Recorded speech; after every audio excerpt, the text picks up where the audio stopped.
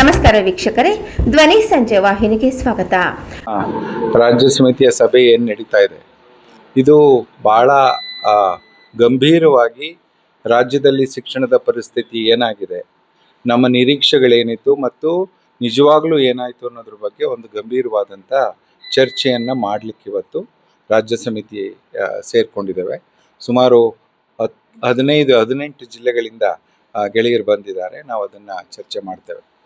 ಒಂದು ಮುಖ್ಯವಾಗಿ ಇಲ್ಲಿ ಪ್ರಸ್ತಾಪ ಮಾಡಬೇಕು ಏನಂತ ಹೇಳಿದ್ರೆ, ಸರ್ಕಾರಗಳು ಬಂದಾಗ ನಾವು ಸಾರ್ವಜನಿಕ ಶಿಕ್ಷಣ ವ್ಯವಸ್ಥೆಯ ಬಗ್ಗೆ ಬಹಳ ಒಂದು ಆಶಯಗಳನ್ನು ಇಟ್ಕೊಂಡಿರ್ತೇವೆ, ಬಹಳಷ್ಟು ನಿರೀಕ್ಷೆಗಳನ್ನು ಇಟ್ಕೊಂಡಿದ್ದೇವೆ. ನಾವು ನಿರೀಕ್ಷೆ ಇಟ್ಕೊಂಡಿದ್ದೇನಂತ ಹೇಳಿದ್ರೆ, ಈ ಸರ್ಕಾರ ಬಂದ ನಂತರ ಸಾರ್ವಜನಿಕ ಶಿಕ್ಷಣ ವ್ಯವಸ್ಥೆ ಗಟ್ಟಿಯಾಗುತ್ತೆ, ಅದರಲ್ಲೂ ವಿಶೇಷವಾಗಿ ಕನ್ನಡ ಶಾಲೆಗಳು ಗಟ್ಟಿಯಾಗುತ್ತೆ. ಕನ್ನಡ ಶಾಲೆಗಳು ಗಟ್ಟಿಯಾಗೋದ್ರ ಮೂಲಕ ಕರ್ನಾಟಕದಲ್ಲಿ ಕನ್ನಡಿಗ, ಕನ್ನಡ ಮತ್ತು ಕರ್ನಾಟಕ ಬಲಿಷ್ಠವಾಗುತ್ತೆ ಅಂತ ನಿರೀಕ್ಷೆ ಏನಿಟ್ಕೊಂಡಿದೆ. ಆ ನಿರೀಕ್ಷೆಗಳೆಲ್ಲೋ ಸುಳ್ಳಾಗಲಿಕ್ಕೆ ಪ್ರಾರಂಭ ಆಗಿದೆ. ಒಂದು, ಇವತ್ತು ಸರ್ಕಾರ KPS ತೆಗೆಯೋ ನೆಪದಲ್ಲಿ ಸಾವಿರಾರು ಶಾಲೆಗಳನ್ನು ಮುಚ್ಚೋದಕ್ಕೆ ಹೊರಟಿದೆ. ಸರ್ಕಾರ ಒಂದು ತಿಳ್ಕೋಬೇಕು, KPS ಅನ್ನ ತೆರೆಯೋದ್ರ ಬಗ್ಗೆ ನಮ್ಮ ವಿರೋಧ ಇಲ್ಲ. ಅವ್ರು ತೆಗಿಲಿ, KPS ಅನ್ನ ತೆಗಿಲಿ. ಆದ್ರೆ KPS ಅನ್ನ ತೆಗಿತೀವಿ ಅಂತ ಹೇಳಿ ಹಳ್ಳಿಗಳ ಶಾಲೆಯನ್ನ ಮುಚ್ಚತಕ್ಕಂಥದ್ದು, ಹಳ್ಳಿಗಳನ್ನ ಸಾಂಸ್ಕೃತಿಕವಾಗಿ ದಿವಾಳಿ ಮಾಡ್ತಕ್ಕಂಥ ಕ್ರಮ ಆಗುತ್ತೆ.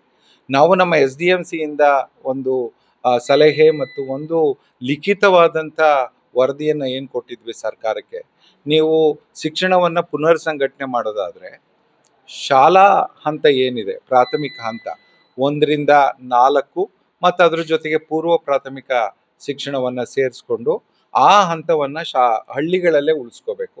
ಮಕ್ಕಳು ಪೂರ್ವ ಪ್ರಾಥಮಿಕದಿಂದ 4ನೇ ತರಗತಿವರೆಗೂ ಚೆನ್ನಾಗಿ ಕಲೀಲಿ ಆ ಹಳ್ಳಿಯಲ್ಲಿ, ಯಾಕಂದ್ರೆ ಚಿಕ್ಕ ಮಕ್ಕಳು ದೂರ ಹೋಗ್ಲಿಕ್ಕಾಗಲ್ಲ ಮತ್ತದು ಕಷ್ಟ ಸಾಧ್ಯ. ನಂತರ 5ನೇ ತರಗತಿಯಿಂದ 12ನೇ ತರಗತಿವರೆಗೆ ಸುಸಜ್ಜಿತವಾದಂಥ ಒಂದು ಸಾರ್ವಜನಿಕ ಶಾಲೆ ಮಕ್ಕಳಿಗೆ ಪಂಚಾಯಿತಿಯಲ್ಲಿ ಲಭ್ಯ ಇರಬೇಕು. ಅದನ್ನು ಯಾವ ಮಾನದಂಡದ ಮೇಲೆ ನಾವು ಹೇಳಿದ್ವಿ ಅಂತ ಹೇಳಿದ್ರೆ, ಈಗೇನು ನಮ್ಮ ಕೇಂದ್ರೀಯ ಶಾಲೆಗಳಿದ್ದಾವೆ, ಇವತ್ತಿಗೂ ಕೂಡ ಆ ಶಾಲೆಗಳು ದೇಶದಲ್ಲಿ ಬಹಳ ನಂಬರ್ 1 ಶಾಲೆಗಳು. ಯಾಕೆ ಆ ಕೇಂದ್ರೀಯ ಶಾಲೆಗಳು ನಂಬರ್ 1 ಶಾಲೆಗಳಾಗಿದ್ದಾವೆ ಅಂದ್ರೆ, ಅಷ್ಟು ಸುಸಜ್ಜಿತವಾದ ಕಟ್ಟಡ ಇರುತ್ತೆ, ಟೀಚರ್ಸ್ ಇರುತ್ತೆ. ಆ ಮಾದರಿನಲ್ಲಿ ನೀವು ಪಂಚಾಯತಿಗೊಂದು ಸಾರ್ವಜನಿಕ ಶಾಲೆಯನ್ನ ಕೊಡಬೇಕು. ಮಗು 5ನೇ ತರಗತಿಗೆ ಅಲ್ಲಿ ಬಂದು ಸೇರ್ಕೊಂಡ್ರೆ 12ನೇ ತರಗತಿವರೆಗೂ ಆ ಮಗುಗೆ ಯಾವುದೇ ರೀತಿಯ ತೊಂದರೆ ಆಗಬಾರ್ದು. ಮತ್ತು ಅಲ್ಲಿ ಎರಡೂ ಇರಬೇಕು, ಸನಿವಾಸನೂ ಇರಬೇಕು ಮತ್ತು ಡೇ ಸ್ಕೂಲು ಇರಬೇಕು. ಯಾರು ಸ್ಥಿತಿವಂತರಿದ್ದಾರೆ ಅವರು ಸ್ಕೂಲ್ಗೆ ಬಂದು ಹಿಂದಕ್ಕೆ ಹೋಗ್ಲಿ, ಯಾರು ಆರ್ಥಿಕವಾಗಿ ದುರ್ಬಲರಿದ್ದಾರೆ ಅವರು ಅಲ್ಲೇ ಏನು ವಸತಿ ನಿಲಯವನ್ನ ಪಡ್ಕೊಂಡು, ಏನೀಗ ನಮ್ಮ ಕೇಂದ್ರೀಯ ಶಾಲೆಗಳು, ನವೋದಯ ಶಾಲೆಗಳು ನಡೆಯುತ್ತೆ ಆ ಮಾದರಿನಲ್ಲಿ ಇರಬೇಕು ಅಂತ. ಆದರೆ ಈ ಅಂಶವನ್ನ ಸಂಪೂರ್ಣವಾಗಿ ಅವರು ಡಿಸ್ಟಾರ್ಟ್ ಮಾಡಿ ಅದನ್ನ ತಿಳಿಗೊಳಿಸಿ, ಈಗ ಅವರು ನಾವು LKG ಇಂದನೇ ಪಂಚಾಯತಿ ಮಟ್ಟದಲ್ಲಿ ಮಾಡ್ತೀವಿ ಅಂದ್ರೆ, ಸಣ್ಣ ಸಣ್ಣ ಮಕ್ಕಳು 3 ವರ್ಷದವರು, 4 ವರ್ಷದವರು, 6 ವರ್ಷದವರು 6 ಕಿಲೋಮೀಟರ್ 7 ಕಿಲೋಮೀಟರ್ ಹೇಗೆ ಹೋಗ್ಲಿಕ್ಕೆ ಸಾಧ್ಯ? ಇದು ಯಾವ ರೀತಿಯ ಪುನರ್ ಸಂಘಟನೆ ಇದು? ಮೈಸೂರು ಭಾಗದಲ್ಲಿ ಒಂಥರ ಆದ್ರೆ ಉತ್ತರ ಭಾಗದಲ್ಲಿ ಒಂದೊಂದು ಮನೆನೇ 6 ಕಿಲೋಮೀಟರ್ 7 ಕಿಲೋಮೀಟರ್ ದೂರದಲ್ಲಿ ಇರುತ್ತೆ. ಸೊ ಹಾಗಾಗಿ ನಮ್ಮ ವಿರೋಧ, ಯಾವುದೇ ಕಾರಣದಿಂದ ಹಳ್ಳಿಯ ಶಾಲೆಗಳನ್ನ ಮುಚ್ಚಬಾರದು. ಆ ಶಾಲೆಗಳು ಬುನಾದಿ ಶಿಕ್ಷಣದ ಶಾಲೆಗಳಾಗಿರ್ಬೇಕು. LKG ಇಂದ ಕನಿಷ್ಠ 4ನೇ ತರಗತಿವರೆಗೆ ಆ ಮಕ್ಕಳು ಅಲ್ಲೇ ಶಿಕ್ಷಣವನ್ನ ಪಡೆಯುವಂತೆ ಆಗ್ಬೇಕು ಅನ್ನೋದು ಒಂದು. ಎರಡನೇದು, ನಮ್ಗೆ ಬಹಳ ನೋವಾಗಿರೋದು, SDMCಗಳು ಸಂವಿಧಾನದ ಪ್ರಕಾರ ಶಾಲಾ ಹಂತದಲ್ಲಿ ಶಾಲೆಯ ಆಡಳಿತ, ಶೈಕ್ಷಣಿಕ ವಿಚಾರ, ಕನ್ನಡ ಶಾಲೆಗಳನ್ನ ಹೇಗೆ ಗಟ್ಟಿ ಮಾಡೋದು. ಯಾಕಂದ್ರೆ ಕನ್ನಡ ಶಾಲೆಗಳು ಗಟ್ಟಿ ಆಗದೆ ಇದ್ರೆ ಕನ್ನಡಿಗನೂ ಗಟ್ಟಿ ಆಗಲ್ಲ, ಕರ್ನಾಟಕನೂ ಗಟ್ಟಿ ಆಗಲ್ಲ.